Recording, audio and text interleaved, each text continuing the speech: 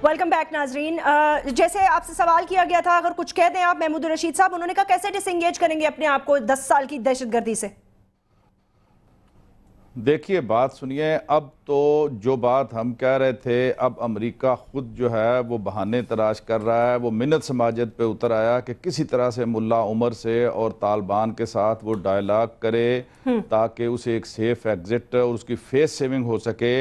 जब वो अमेरिका तालिबान से बातचीत करने के लिए दरवाजे खटखटा रहा है और इतना डेस्परेट है कि किसी भी तरीके से अब तालिबान के साथ बैठकर हम अपने मामला तय करें और इज़्ज़त व आबरू से हम अफगानिस्तान से निकल जाएं, तो हम अपने नेशनल इंटरेस्ट में ये क्यों नहीं कर सकते। सबसे बड़ी बात ये कि अब हम अमेरिका के आगे कब तक अमेरिका की जंग लड़ते रहेंगे। हमने कभी इस जंग को अपनी पाकिस्तान की जंग नहीं कहा पीटीआई ने।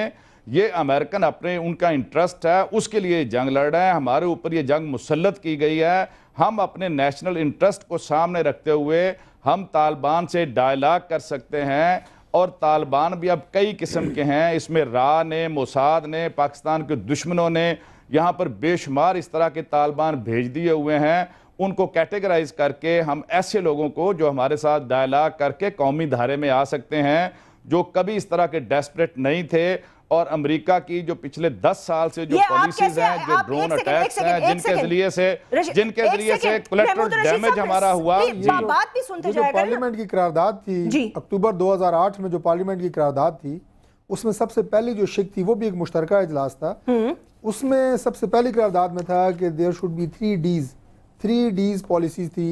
सबसे पहले डायलॉग, फिर डेवलपमेंट और फिर डेटरेंस। बिल्कुल, तो ये तो एग्जैक्टली वही बात है जिसकी मैंने बात की है कि पार्लियामेंट में इस बात की तौसीक हो चुकी है कि आप डायलॉग से शुरू करें, उन इलाकों में डेवलपमेंट करें ताकि लोग वहां पे तरक्की एक सेकंड तारिक साहब नंबर पे थी। वापस आ जाते हैं ना, लेकिन हम तो डेटरेंस पे लगे हुए हैं, पहले वापस आ जाते हैं। अभी इनसे ये पूछ लेते हैं कि ये गुड और बैड तालिबान आपके लिए कौन आइडेंटिफाई करेगा, किस तरह करेंगे, इसका कोई मैंडेट है? नहीं, देखिए ये इसका पूरा डाटा जो है वो हमारे जो अदारे हैं फौज के पास है, आईएसआई के पास है। वो पूरे 10 साल की जो एक एक्सरसाइज है वो सारी चीजें पड़ी हुई हैं। उसमें देखें, इमरान खान ने कई दफा कहा है कि मुझे अगर ये मैंडेट देते हैं तो मैं आगे बढ़कर एक ब्रिज का किरदार अदा कर सकता हूं और इस मसले को हल कर सकता हूं। तो जो काम हमारी इंटेलिजेंस के आगे खड़ा होकर एजेंसी के चीफ नहीं कर सके, वो इमरान खान साहब करेंगे। गुड और बैड तालिबान को आप आइडेंटिफाई करेंगे? बिल्कुल बिल्कुल वो कर सकते हैं, इसलिए कि ये इन्हें मैंडेट दें और उसके बाद देखें कि इमरान खान कर सकते हैं या नहीं कर सकते। असल बात ये है कि हम कौमी सतह पर जो पॉलिसी बनाएं वो जुर्रत के साथ हम अमेरिकन को कन्वे करें। एक तरफ आप आवाम से मैंडेट मांग रहे हैं, दूसरी तरफ आप इंटेलिजेंस एजेंसी से मैंडेट मांग रहे हैं। सो बेसिकली आप किससे मैंडेट मांग रहे हैं? मैं ये कह रहा हूं कि उनकी जो सपोर्ट है, उनकी जो इंफॉर्मेशन सपोर्ट और उनका जो होमवर्क है उसको भी साथ लें।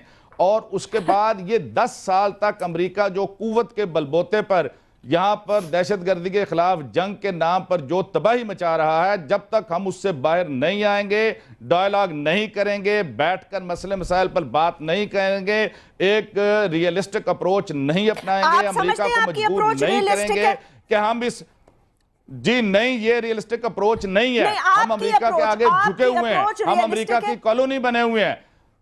अच्छा, हम अमेरिका की हमारी अप्रोच बिल्कुल रियलिस्टिक है। ठीक है, हम बिल्कुल ये समझते हैं कि हुकूमत जो है शदीद अमरीकी दबाव में है। हम हुकूमत जो है वो शदीद अमरीकी दबाव में है, वो खुलकर वहां बात नहीं करती। मैं ये कहता हूं ये जी पिछली एपीसी की करारदाद है, अगर इसी के ऊपर ही हम संजीदा होकर अमल दरामद करवाएं, जिसमें डायलॉग की बात सारी की गई है। ये जो एपीसी की पिछली रेजोल्यूशन है उसके अंदर तो सारी बात ही पुरअमन जो है वो मुज़ाकरात के जरिए पुरअमन तौर पर इस मसले से निकलने के लिए। रशीद साहब एक सेकंड, अब जब एंड गेम आ गई है तो आप सब लोग डेटरेंस को भूल के डायलॉग करते रहे हैं, तो ये 30,000 बंदा पाकिस्तान का क्यों मरवाया फिर फौजी और अस्करी क़यादत से, जरा पूछा जा सकता है? तारिक साहब मैं आपसे ये पूछना चाहती हूँ। बिल्कुल पूछना चाहिए, आप पूछे ना, आप पूछे, आपका काम है। आपने एक नई उभरती पार्टी है, हम तो दिन अव्वल से पूछ रहे हैं, नहीं पूछ रहे, हम तो दिन अव्वल से इस पे वावेला कर रहे हैं, पूछ रहे हैं कि ये गलत जंग है, ये पाकिस्तान की जंग नहीं है, ये अमेरिका की जंग है।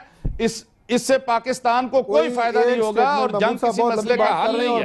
हम तो दिन अव्वल से कह रहे हैं। कोई एक स्टेटमेंट इनकी इस इशू के ऊपर इनकी कोई एक कैटेगोरिक स्टेटमेंट नहीं आई। सिर्फ ये कह देना कि जी दहशतगर्दी की जंग के हम खिलाफ हैं, पाकिस्तान का बच्चा दहशतगर्दी की जंग के खिलाफ है, पाकिस्तान का बच्चा बच्चा इससे जान छुड़ाना चाहता है, ये ढोल ज़बरदस्ती हमारे गले में डाला गया, हम इसको उतारना चाहते हैं। लेकिन बात यह है कि अब वो कहते हैं कि बिल्ली के गले में घंटी बांधेगा कौन? पैसे भी आपको जबरदस्ती दिए गए थे। तारिक साहब, एक सेकंड, रियलिटी चेक है आज, प्लीज प्लीज। आप ब्लेम गेम से और बातों से रेटोरिक का वक्त चला गया ना। डॉलरों के बैग भी जबरदस्ती दिए गए थे आप लोगों को। बिल्कुल बिल्कुल, इसमें कोई शक नहीं है कि यही तो मैं कह रहा हूं। अभी जो मैंने बात की, मतलब ये सिलसिला शुरू हुआ है 9/11 हुकूमत के सर पे डाल देना, हर चीज सियासतदानों के सर पे डाल देना, शुरू जरूर हुआ।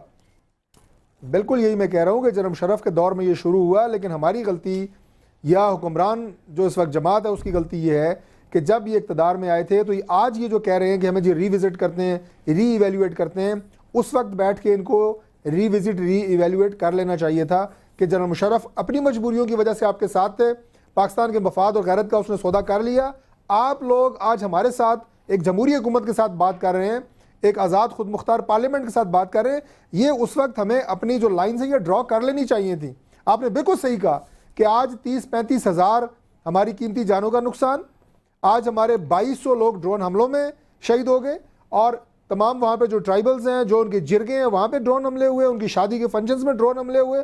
और आज हम बैठ के और ये कह रहे हैं जी कि नहीं जी हमारी तो कंस्ट्रेंट्स भी हैं, हमारी लिमिट्स भी हैं, नहीं और उसका नतीजा अनफॉर्चुनेटली ये है कि आपके डिप्लोमेटिक ताल्लुकात खराब से खराब तर की तरफ और दोबारा कोल्ड वॉर की तरफ जा रहे हैं। तो ये तो आपके हालात हैं।